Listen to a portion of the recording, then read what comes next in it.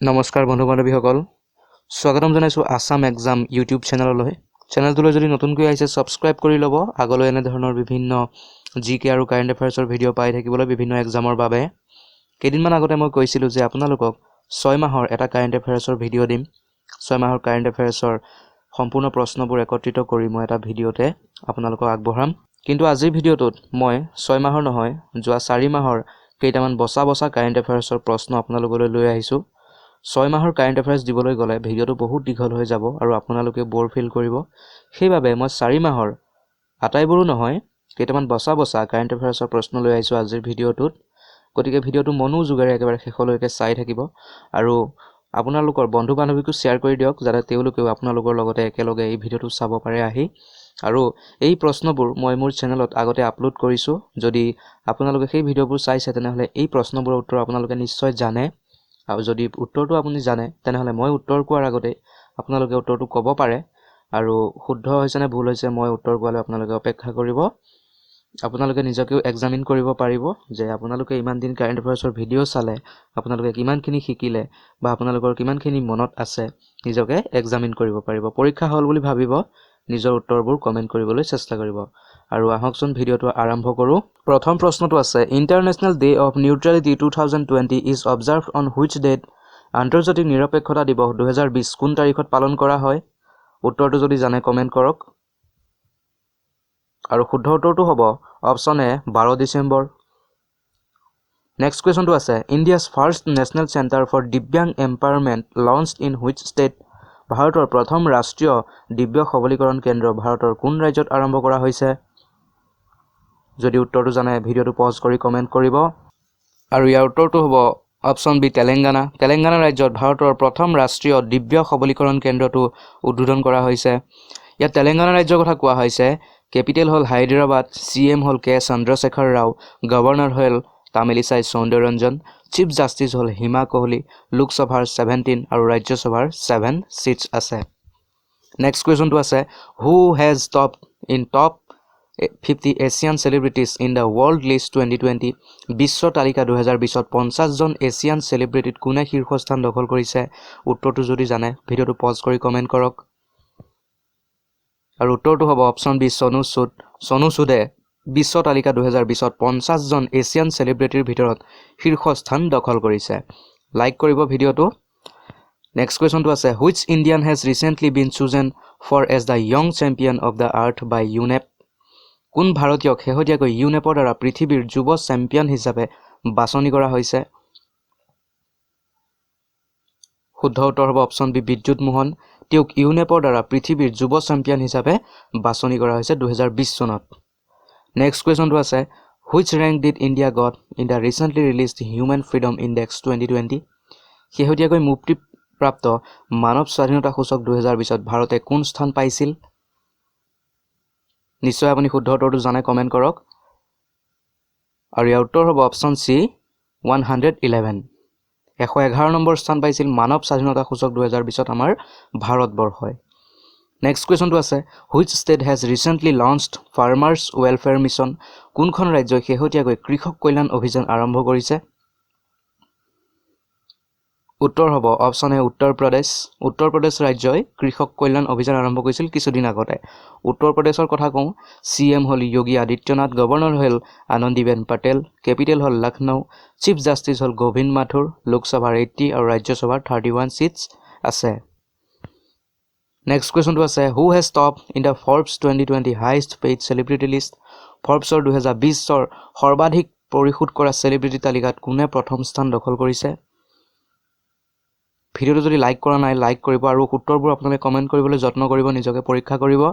ইয়াৰ উত্তৰটো হ'ব কেলি জেনাৰ তেওঁক ফৰ্বছৰ 2020ত হাইয়েষ্ট পেইড সেলিব্ৰিটি লিষ্টত টপ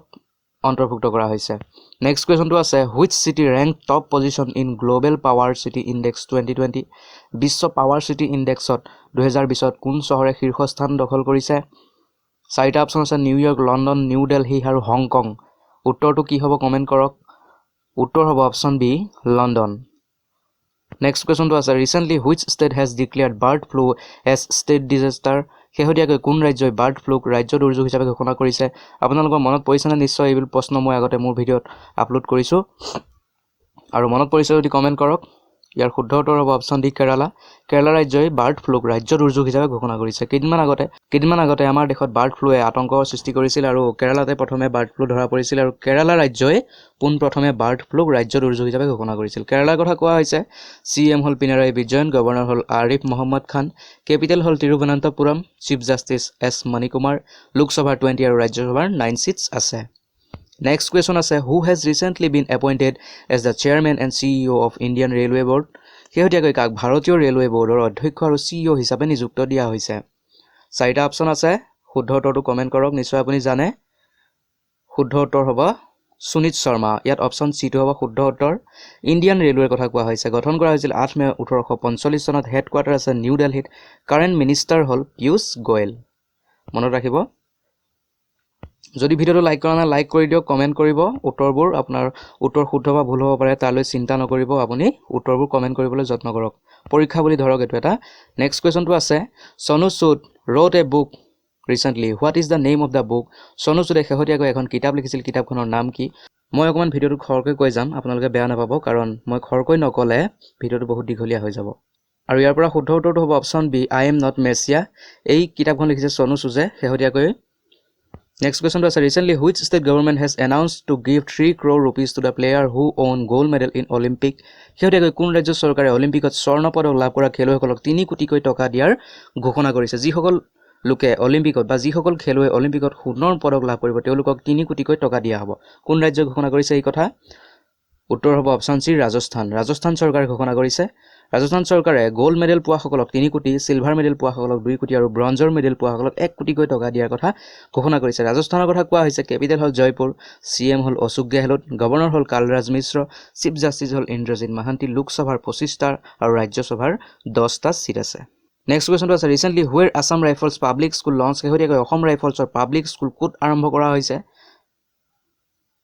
আৰু ইয়াৰ শুদ্ধ উত্তৰটো হ'ব অপচন এ শিলং নেক্সট কোৱেশ্চনটো আছে who has top in the world in CCTV surveillance recently শেহতীয়াকৈ CCTV নিৰীক্ষণত বিশ্বত সৰ্বোচ্চ কোনে কৰিছে উত্তৰ হ'ব চেন্নাই CCTV নিৰীক্ষণত বিশ্বৰ ভিতৰত সৰ্বোচ্চ স্থান দখল কৰিছে নেক্সট কোৱেশ্চনটো আছে recently which country did India has successfully tested the MRSAM developed by DRDO missile MRSAM যেটো মিসাইল DRDO দ্বাৰা ডেভেলপ কৰা হৈছিল এইটো কোন দেশৰ হৈতে ভাৰতে সফলতাৰে পৰীক্ষা কৰিছে আৰু উত্তৰ হ'ব ইজৰাইলৰ লগত ভাৰতে এই মিসাইলটো সফলতাৰে সম্পন্ন কৰিছে পৰীক্ষা আৰু মিসাইলটোৰ নাম কি MRSAM কোনে ডেভেলপ কৰিছে DRDO ইয়াত ইজৰাইলৰ কথা কোৱা হৈছে ইজৰাইলৰ কেপিটেল হ'ল জেৰুজালেম প্ৰেসিডেন্ট হ'ল বেঞ্জামিন নেতান্যাহু DRDOৰ কথা কোৱা হৈছিল ফুল ফৰ্ম হ'ল Defence Research and Development Organisation founded 1 January 1958 headquarter আছে নিউ দিল্লী নেক্সট কোৱেশ্চনটো আছে which country started world's first hospital train Lifeline Express কোনখন দেশে বিশ্বৰ প্ৰথম হস্পিটেল ট্ৰেইন লাইফলাইন এক্সপ্ৰেছ আৰম্ভ কৰিছিল আৰু ইয়াৰ পৰা শুদ্ধ উত্তৰটো হ'ব অপচন বি ইণ্ডিয়া ভাৰতে বিশ্বৰ প্ৰথমখন হস্পিটেল ট্ৰেইন লাইফলাইন এক্সপ্ৰেছ আৰম্ভ কৰিছিল নেক্সট কোৱেশ্চনটো আছে ৰিসেন্টলি হুৱেৰ দ্য খেলো India hockey ice tournament started খেলো ইণ্ডিয়া হকি আইচ টুৰ্নামেণ্ট ক'ত আৰম্ভ কৰা হৈছে উত্তৰ হ'ব লাডাখত খেলো ইণ্ডিয়া হকিৰ আইচ টুৰ্নামেণ্ট আৰম্ভ কৰা হৈছে নেক্সট কোৱেশ্চনটো আছে who became the first woman to become the umpire in a men's test match পুৰুষৰ টেষ্ট মেচত আম্পায়াৰ হোৱা প্ৰথম মহিলা আম্পায়াৰ কোন উত্তৰ হ'ব ক্লেয়াৰ পলছা কেইদিনমান আগতে ভাৰত আৰু অষ্ট্ৰেলিয়াৰ মাজত যি টেষ্ট মেচ হৈছিল সেই টেষ্ট মেচত ক্লেয়াৰ পলছাকে আম্পায়াৰ কৰিছিল আৰু তেও এনে কৰিবলৈ সক্ষম হোৱা প্ৰথম গৰাকী মহিলা আম্পায়াৰ পুৰুষৰ টেষ্ট মেচত মহিলাই আম্পায়াৰ কৰিছে নেক্সট কোৱেশ্চনটো আছে in which state country's first women NDRF team was deployed কোন ৰাজ্যত দেশৰ প্ৰথম মহিলা NDRFৰ দল নিয়োগ কৰা হৈছিল আৰু উত্তৰ হ'ব অপচন এ উত্তৰ প্ৰদেশৰ কথা কোৱা হৈছে CM হ'ল যোগী আদিত্যনাথ গভৰ্ণৰ আনন্দীবেন পাটেল কেপিটেল হ'ল লখনৌ চিফ জাষ্টিছ হ'ল গোবিন্দ মাথুৰ লোকসভা 80 আৰু ৰাজ্যসভাৰ 31টা সিট আছে NDRFৰ ফুল ফৰ্মটো কওঁ national disaster response force founded 2006 মানে গঠন কৰা হৈছিল 2006 চনত নেক্সট কোৱেশ্চনটো আছে which country recently announced the making of wooden satellite কোনখন দেশে শেহতীয়াকৈ কাঠৰ উপগ্ৰহ নিৰ্মাণ কৰাৰ কথা ঘোষণা কৰিছিল উত্তৰ হ'ব জাপানে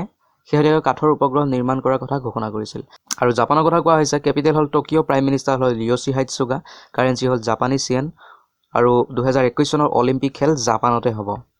নেক্সট কুৱেশ্যনটো আছে recently who has been appointed as the inspector general of Border Security Force শেহতীয়াকৈ কাক সীমা সুৰক্ষা শক্তিৰ মহাপৰিদৰ্শক হিচাপে নিযুক্তি দিয়া হৈছে আৰু ইয়াৰ শুদ্ধ উত্তৰ হ'ব অপশ্যন বি সুনীল কুমাৰক শেহতীয়াকৈ সীমা সুৰক্ষা শক্তিৰ মহাপৰিদৰ্শক হিচাপে নিযুক্ত দিয়া হৈছে ইয়াত BSFৰ কথা কোৱা হৈছে border Security force founded 1 December 1956 director general হ'ল ৰাকেশ আস্থানা আৰু হেডকোৱাৰ্টাৰ আছে নিউ দিল্লীত নেক্সট কুৱেশ্যনটো আছে who has been appointed as the chairman of Assam Electricity Regulatory Commission Assam বিদ্যুৎ নিয়ামক আয়োগৰ অধ্যক্ষ হিচাপে কাক নিযুক্ত দিয়া হৈছে আৰু ইয়াৰ পৰা শুদ্ধ উত্তৰটো হ'ব অপশ্যন বি কুমাৰ সঞ্জয় কৃষ্ণ তেওঁক অসম বিদ্যুৎ নিয়ামক আয়োগৰ অধ্যক্ষ হিচাপে নিযুক্ত দিয়া হৈছে যদি ভিডিঅ'টো লাইক কৰা নাই লাইক কৰি দিব বন্ধু বান্ধৱীবিলাকৰ লিংকটো শ্বেয়াৰ কৰি দিয়ক আপোনালোকৰ লগতে যাতে তেওঁলোকেও ভিডিঅ'টো একেলগে চাব পাৰে নেক্সট কুৱেশ্যনটো আছে according to the recent report released by Bloomberg who is the richest person in the world ব্লুমবাৰ্গৰ দ্বাৰা মুক্তিপ্ৰাপ্ত শেহতীয়া প্ৰতিবেদন অনুসৰি বিশ্বৰ আটাইতকৈ ধনী ব্যক্তি কোন হৈছে আৰু উত্তৰ হ'ব ইলন মাস্ক তেওঁ স্পেচ এক্সৰ প্ৰতিষ্ঠাপক আৰু তেওঁ বৰ্তমান স্পেচ এক্সৰ CEO আৰু ইলন মাস্ক বৰ্তমান বিশ্বৰ আটাইতকৈ ধনী ব্যক্তি হৈছে তেওঁ কাক পিছ পেলাইছে জেফ বেজোছক পিছ কৰি তেওঁ বৰ্তমান বিশ্বৰ আটাইতকৈ ধনী ব্যক্তি হৈছে আৰু আমাৰ ভাৰতৰ আটাইতকৈ ধনী ব্যক্তিগৰাকীৰ নাম আপুনি যদি জানে কমেণ্ট কৰিব নেক্সট কুৱেশ্যনটো আছে who has been appointed as the new chief of CISFৰ নতুন প্ৰধান হিচাপে কাক নিযুক্ত কৰা হৈছে উত্তৰটো যদি জানে কমেণ্ট কৰিব এনেকুৱা সংগঠনসমূহৰ প্ৰধান বা হেডসমূহৰ নাম আহে পৰীক্ষাত লিখিবলৈ বা তেওঁলোকৰ বিষয়ে অপশ্যন চিলেক্ট কৰিবলৈ আহে গতিকে আপুনি এই উত্তৰটো কমেণ্ট কৰক অপশ্যন চি সুবোধ কুমাৰ জয়সৱাল এইটো হ'ব শুদ্ধ উত্তৰ CISFৰ নতুন প্ৰধান সুবোধ কুমাৰ জয়সৱাল CISFৰ কথা কোৱা হৈছে ফুল ফৰ্ম হ'ল central industrial security force founder the parliament of India founded 10 March 1969 headquarter আছে নিউ দিল্লীত মনত ৰাখিব এইবোৰো ইম্পৰ্টেণ্ট পইণ্টছ যদি ইম্পৰ্টেণ্ট পইণ্টছসমূহ আপোনাৰ মনত ৰখাৰ অসুবিধা হয় তেনেহ'লে এখন নোটবুক লৈ তাত নোট ডাউন কৰি যাব পাৰে নেক্সট কুৱেশ্যনটো আছে Pongal festival has been recently celebrated in which state শেহতীয়াকৈ কোন ৰাজ্যত পোংগল মহোৎসৱ উদযাপন কৰা হৈছে উত্তৰ হ'ব তামিলনাডু ৰাজ্যত শেহতীয়াকৈ পোংগল মহোৎসৱ উদযাপন কৰা হৈছিল কেপিটেল হ'ল চেন্নাই CM হ'ল EK পালানস্বামী গভৰ্ণৰ বানৱাৰীলাল পুৰোহিত অলপ আগতে কৈ আহিছোঁ চিফ জাষ্টিছ সঞ্জয় বেনাৰ্জী লোকসভাৰ 39টা আৰু ৰাজ্যসভাৰ 18টা চিট আছে নেক্সট কুৱেশ্যনটো আছে what is the name of country's first indigenous machine pistol develop by DRDOৰ দ্বাৰা বিকশিত দেশৰ প্ৰথম দেশী মেচিন পিষ্টলটোৰ নাম কি প্ৰথম দেশী মেচিন পিষ্টল যিটো DRDOয়ে ডেভেলপ কৰিছে আৰু উত্তৰ হ'ব আছমি নামৰ যিটো মেচিন পিষ্টল এইটো DRDOয়ে ডেভেলপ কৰিছে দেশৰ প্ৰথমটো স্বদেশী machine pistol defence Research and development organisation establish কৰা হৈছিল 1958 চনত হেডকোৱাৰ্টাৰ আছে নিউ দিল্লীত চেয়াৰমেন হ'ল G সতীশ ৰেড্ডি এইখিনি DRDOৰ ইম্পৰ্টেণ্ট পইণ্ট নেক্সট কুৱেশ্যন আছে where is the world's oldest cave painting discovered বিশ্বৰ আটাইতকৈ পুৰণি গুহা চিত্ৰ ক'ত আৱিষ্কাৰ কৰা হৈছে উত্তৰ হ'ব অপশ্যন ডি ইণ্ডোনেছিয়াত আটাইতকৈ পুৰণি গুহা চিত্ৰ আৱিষ্কাৰ কৰা হৈছে ইণ্ডোনেছিয়াৰ কেপিটেল হ'ল জাকাৰ্টা প্ৰেছিডেণ্ট হ'ল জকো ৱাইডোডো কাৰেঞ্চি হ'ল ইণ্ডোনেছিয়ান ৰুপিয়া নেক্সট কুৱেশ্যন আছে recently who has been awarded by the Nelson Mandela World Humanitarian Award শেহতীয়াকৈ কাক নেলছন মেণ্ডেলা বিশ্ব মানৱীয় বঁটা প্ৰদান কৰা হৈছে আৰু উত্তৰ হ'ব অপশ্যন বি ৰবি গায়কৱাড়ক তেওঁক শেহতীয়াকৈ নেলছন মেণ্ডেলা বিশ্ব মানৱীয় বঁটা প্ৰদান কৰা হৈছে নেক্সট কুৱেশ্যন আছে when was the world's largest vaccination campaign started in India ভাৰতত বিশ্বৰ সৰ্ববৃহৎ টিকাকৰণ অভিযান কেতিয়া আৰম্ভ কৰা হৈছিল কেইদিনমান আগতে আৰম্ভ কৰা হৈছিল যদি জানে কমেণ্ট কৰক উত্তৰ হ'ব অপশ্যন এ 16 জানুৱাৰী 2021 16 জানুৱাৰী 2021 চনত বিশ্বৰ আটাইতকৈ সৰ্ববৃহৎ টিকাকৰণ অভিযান ভেকচিনেশ্যন কেম্পেইন আৰম্ভ কৰা হৈছিল আমাৰ ইণ্ডিয়াত দুটা ভেকচিন আমাৰ ইণ্ডিয়াত তৈয়াৰ কৰা হৈছিল কোভিচিল্ড আৰু কোভেক্সিন আৰু এই ভেকচিন দুটা যেতিয়া চৰকাৰৰ পৰা অনুমোদন পাইছিল যে চলাব পাৰে বুলি তেতিয়া এই ভেকচিন দুটাৰ ব্যাপক হাৰত আমাৰ দেশত ভেকচিনেশ্যন কৰা হৈছিল ভেকচিন দিয়া হৈছিল এই দুটা নেক্সট কুৱেশ্যনটো আছে recently when NDRF has celebrated its 16th foundation day NDRF ইয়াৰ 16তম প্ৰতিষ্ঠা দিৱস কেতিয়া উদযাপন কৰিছে আৰু উত্তৰ হ'ব 18 জানুৱাৰী 2021 18 জানুৱাৰী 2021 চনত NDRF ইয়াৰ 16তম প্ৰতিষ্ঠা দিৱস উদযাপন কৰিছে কিছুদিন আগতে নেক্সট কুৱেশ্যনটো হ'ল which state ranked first in the India Innovation Index 2.0 recently released by নীতি আয়োগে শেহতীয়াকৈ মুকলি কৰা ভাৰতৰ উদ্ভাৱন সূচক 2.0 কোনখন ৰাজ্য প্ৰথম স্থানত আছে ভাৰত উদ্ভাৱন সূচক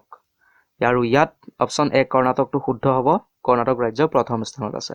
কৰ্ণাটকৰ কথা কওঁ, কেপিটেল হ'ল বেংগলোৰ, CM হ'ল BS Yediyurappa, governor Vajubhai Vala, chief justice হ'ল অভয় শ্ৰীনিবাস, লোকসভাৰ 28 আৰু ৰাজ্যসভাৰ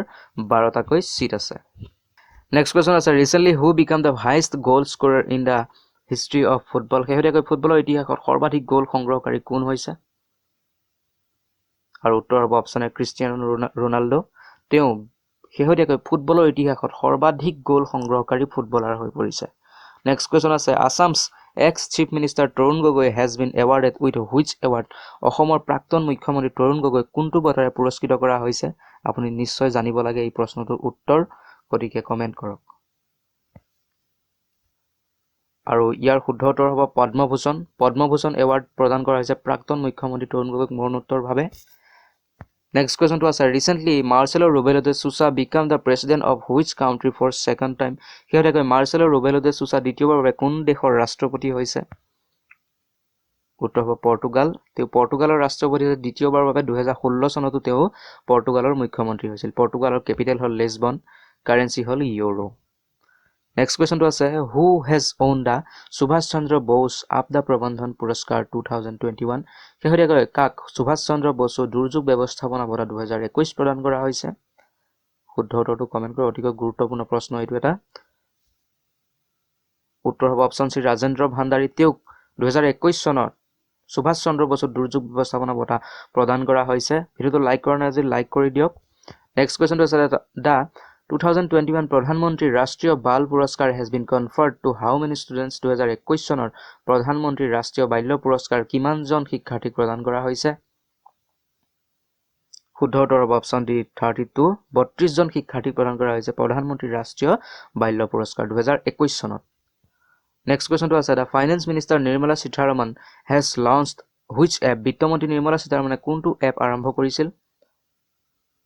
উত্তৰ হ'ব ইউনিয়ন বাজেট মোবাইল এপ। আমাৰ ভাৰতৰ ইউনিয়ন বাজেট প্ৰকাশ কৰাৰ আগতে তেওঁ এই এপটো মুকলি কৰিছিল আৰু এই এপটোৰ জৰিয়তে সকলোৱে ইউনিয়ন বাজেটখন চাব পাৰিছিল। নেক্সট কুৱেশ্যনটো আছে, which IPS officer has received the Bharat Gaurav award 2020? কোন IPS বিষয়ে ভাৰত গৌৰৱ বঁটা 2020 লাভ কৰিছে? অতিকৈ গুৰুত্বপূৰ্ণ প্ৰশ্ন, ভাৰত গৌৰৱ বঁটা।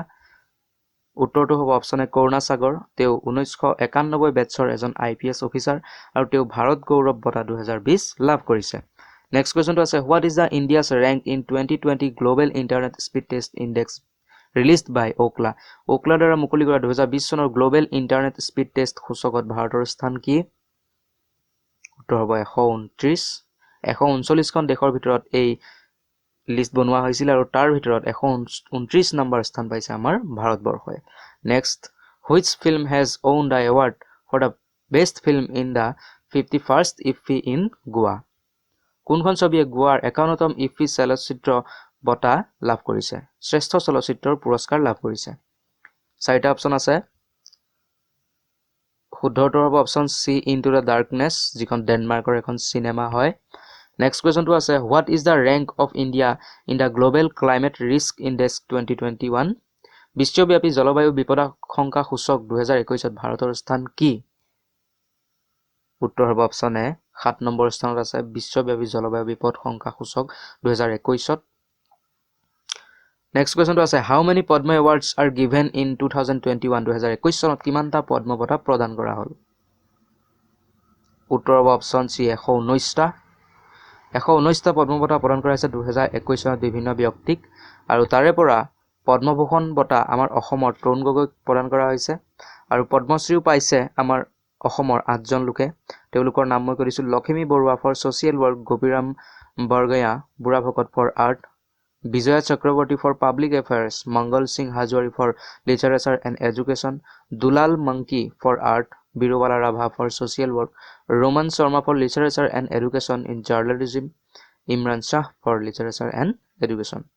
নেক্সট কুৱেশ্যনটো আছে, which organisation has created a new record of launching 143 satellites from a single record? কোনটো সংগঠনে এটা ৰকেটৰ পৰা 143টা উপগ্ৰহ উৎক্ষেপণ কৰাৰ এক নতুন ৰেকৰ্ডৰ সৃষ্টি কৰিছে?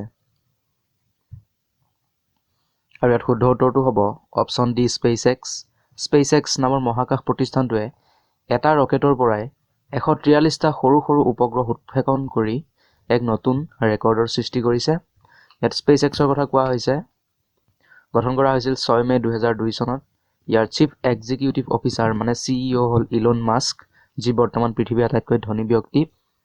হেডকোৱাৰ্টাৰ আছে কেলিফৰ্ণিয়া USA নেক্সট কুৱেশ্যনটো আছে recently Jayalalithaa memorial has been inaugurated in which state শেহতীয়াকৈ জয়ললিতা স্মৃতিসৌধ কোন ৰাজ্যত উদ্বোধন কৰা হৈছে আৰু ইয়াৰ পৰা শুদ্ধ উত্তৰ হ'ব অপচন চি তামিলনাডু তামিলনাডুত শেহতীয়াকৈ জয়ললিতা স্মৃতিসৌধ উদ্বোধন কৰা হৈছে তামিলনাডুৰ কথা কোৱা হৈছে কেপিটেল হ'ল চেন্নাই CM হ'ল EK পালানস্বামী গভৰ্ণৰ হ'ল বানোৱাৰীলাল পুৰোহিত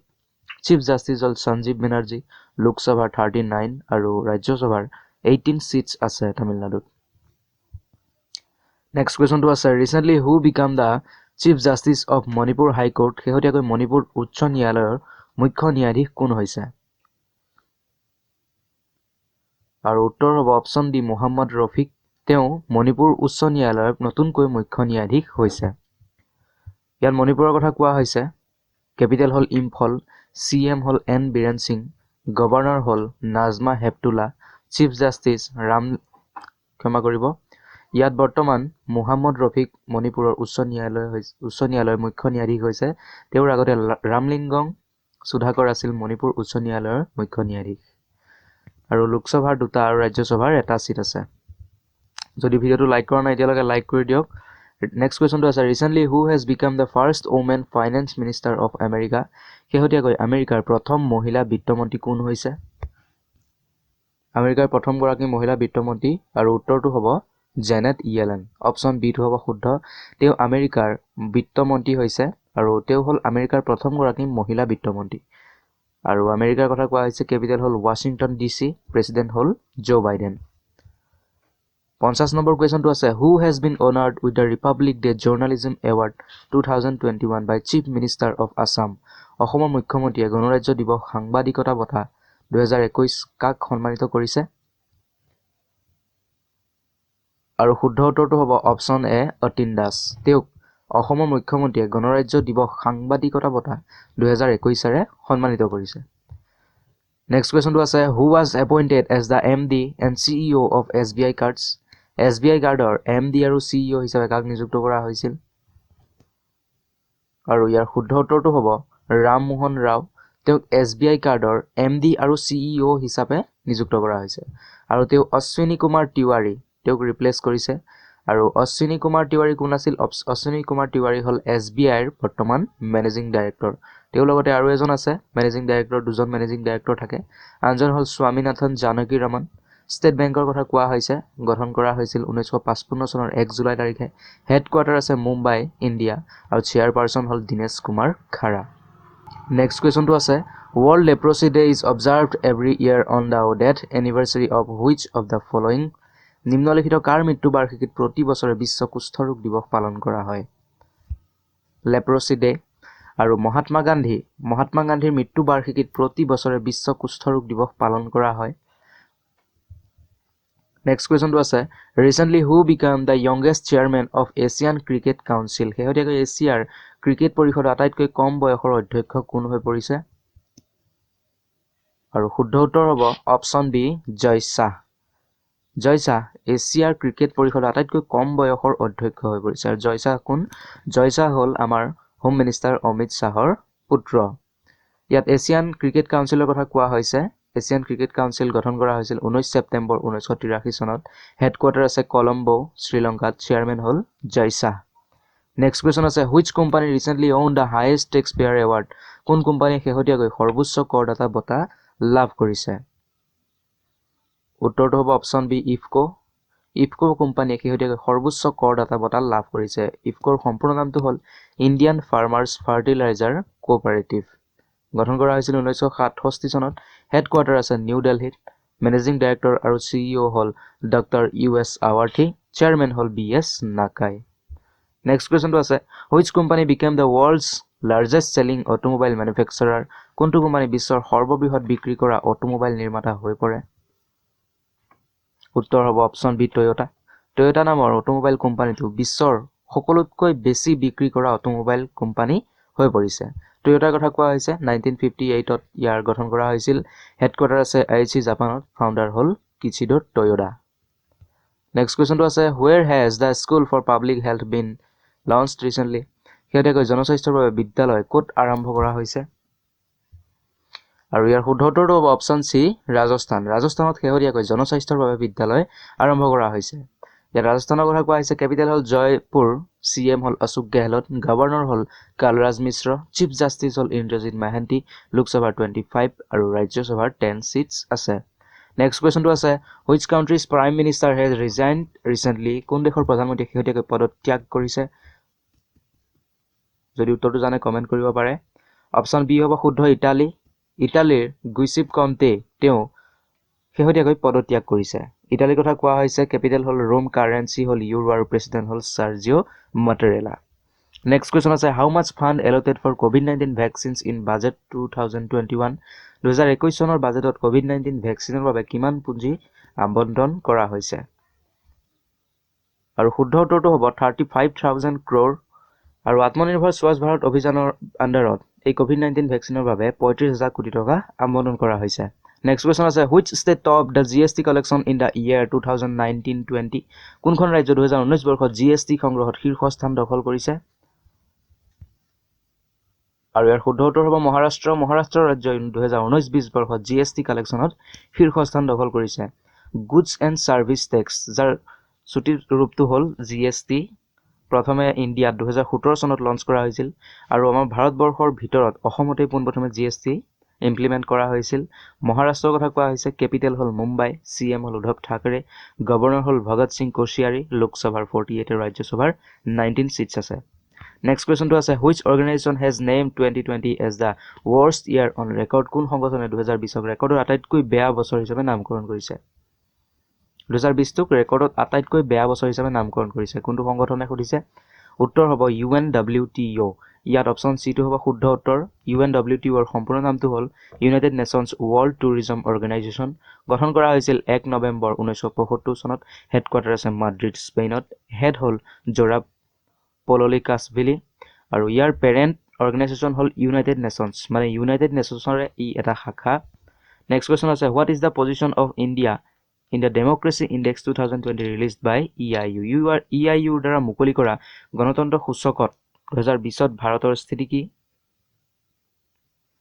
উত্তৰ হ'ব অপশ্যন চি 53rd। 53তম স্থানত আছে ভাৰতবৰ্ষ 6.61 পইণ্টছৰ সৈতে। আৰু নাম্বাৰ 1ত আছে নৰৱে, নাম্বাৰ 2ত আছে আইচলেণ্ড আৰু নাম্বাৰ 3ত আছে ছুইডেন।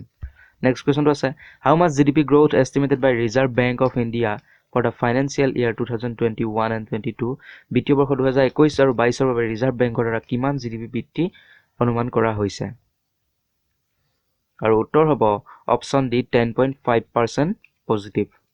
মানে 10.5% ওপৰলৈ উঠিব ভাৰতৰ GDP 2021-22 বৰ্ষত ৰিজাৰ্ভ বেংকৰ দ্বাৰা অনুমান লগোৱা গৈছে এইটো। নেক্সট কুৱেশ্যন আছে, when did Sri Lanka celebrate its 73rd Independence Day? শ্ৰীলংকাই ইয়াৰ 73তম স্বাধীনতা দিৱস কেতিয়া উদযাপন কৰিছিল? উত্তৰ হ'ব অপশ্যন চি 4 ফেব্ৰুৱাৰী। 4 ফেব্ৰুৱাৰী তাৰিখে শ্ৰীলংকাই ইয়াৰ 73তম স্বাধীনতা দিৱস উদযাপন কৰিছিল। যদি আপুনি এতিয়াও প্ৰশ্নৰ উত্তৰবোৰ কমেণ্ট কৰা নাই তেতিয়াহ'লে কমেণ্ট কৰক। ইয়াত শ্ৰীলংকাৰ কথা কোৱা হৈছে। প্ৰেচিডেণ্ট হ'ল গোটাবায়া ৰাজাপাক্সা, কেপিটেল হ'ল কলম্বো, কাৰেঞ্চি হ'ল শ্ৰীলংকান